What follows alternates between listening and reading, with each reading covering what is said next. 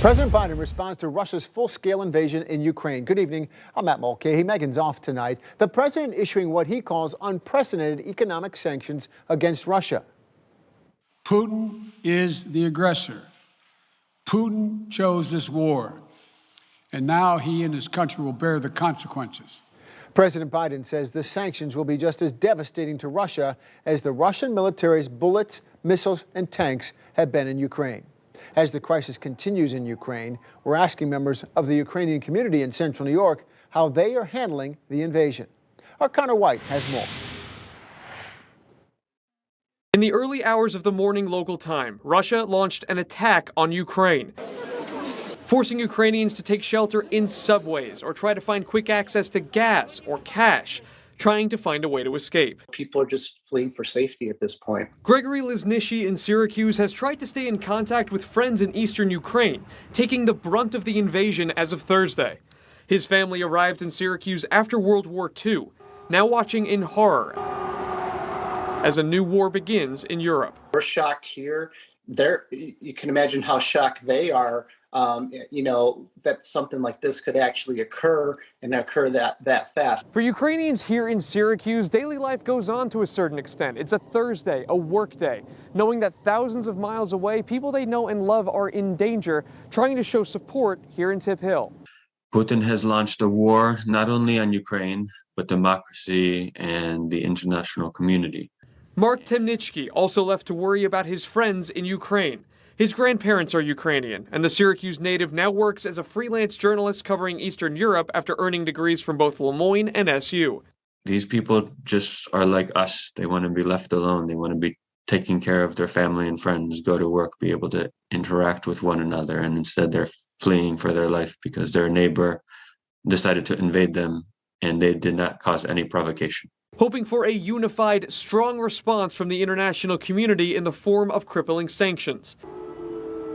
Understanding the fear in Ukraine and the heartache in central New York. Social Security offices closed their doors to in-person service way back in the beginning of COVID. Nearly 2 years later now, so many in-person operations are back in so many other places. But your local Social Security office is still closed. CBS 5's Connor White is on your side with the story tonight.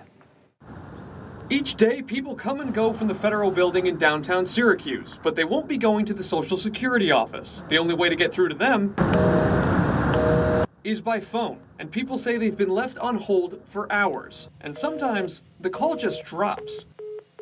I've had over 48 hours on the phone. I've been keeping track. The local office, hours and hours waiting on them, and then I finally get somebody and they say, I don't know. Jeannie Marshall moved to Nedrow this past fall, and for the first time in her 23 years on Social Security, suddenly had a major problem. I was desperate. I didn't have any money for months. Jeannie says she was missing thousands of dollars in checks from Social Security. When she finally got people on the phone, she says they claimed there was an issue with her bank routing number, but nothing was changing. Frustrated that she had to spend hours trying to get through to anyone on the phone. I'm about ready to get a sign outside Social Security office, a big old sign saying, please help me, I'm desperate. And I was seriously, I was so close to doing that. Had I not been here, I would have been doing stuff like that. But no one would actually be there to see it. Nobody's there, so they can't help me with my sign saying help me. Check the Google reviews for the Syracuse Social Security office and you'll find Jeannie isn't alone. Either the phone cuts you off or it just rings and rings, one review says.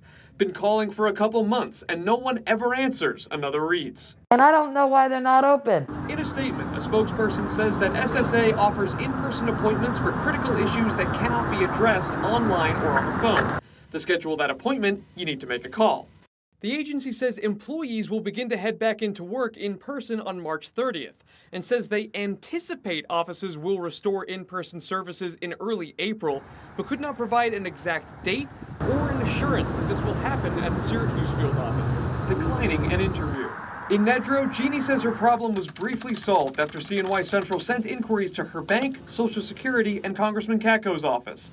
But February 1st has come and gone with no check, reigniting feelings of pure desperation. Really bad panic attacks, my youngest son. I might cry. Don't let me cry. She says the stress that she's felt trying to handle this has caused major problems for her son, suffering with mental health issues. Seeing what I went through, this has not been good for him either. You know, you see me cry. You see me just go, pull my hair out, what do I do? Jeannie says a representative from Congressman Kako's office has told her someone at Social Security is monitoring her checks to ensure they go through, but she's still waiting for February, preparing to go to the office in person whenever they do open. Happening now, we are partnering up with the Upstate Foundation to raise money for the Golisano Children's Hospital. That's right. You know, phone lines are now open and they're ready for donations. Our Maggie DeRosiers is live at the fundraiser now with what you need to know. Maggie, good morning to you. Good morning. We're here at the Radiothon for Kids. If you want to donate, that number is 315-464-5500. You can also text Upstate Kids to 51555. Every donation matters, can be as little as $1. Whatever you give can matter. Right now, we're going to hear from a kid from Carthage who got diagnosed with Lyme disease and his experience at Upstate Golisano Children's Hospital. Garrett Nyer is your typical 13-year-old. My favorite social media is TikTok. I like to swim and hang out with my friends. In 2017, he got really sick and couldn't be diagnosed. Garrett pretty much went into a sleep coma. He just wanted to sleep around the clock. And he wasn't eating, wasn't drinking. To the family's knowledge, Garrett wasn't bitten by a tick and didn't show the typical symptoms of Lyme disease. He was taken to Upstate Golisano Children's Hospital, where the team worked tirelessly to figure out how to help Garrett. The one doctor, I'll never forget, she kind of she grabbed my hand and she said she wasn't going to let Garrett go, that Garrett was going to be hers until she could get him back to his normal self. And that she did. The Lyme disease had attacked his heart and brain, but once the doctors figured out what was wrong, he was able to get the help he needed. Garrett is grateful he can now help families going through similar experiences. After I was done with all the hospital treatment and stuff like that, I got to go out and do fundraisers to help other families. And his mom is forever grateful to Golisano Children's Hospital. Golisano is our home away from home. It's definitely kind of sort of the place to be, I guess, when your kid's sick. They have everything and anything that you could think of that you may need, make your stay happy and more comfortable. Garrett and his family hope that people will donate within the community so that other families can get the resources that they need. We've been doing pretty well for this hour. There is a miracle match, so make sure you go ahead and get those donations in. One more time, 315-464-5500 or text Upstate Kids to 51555.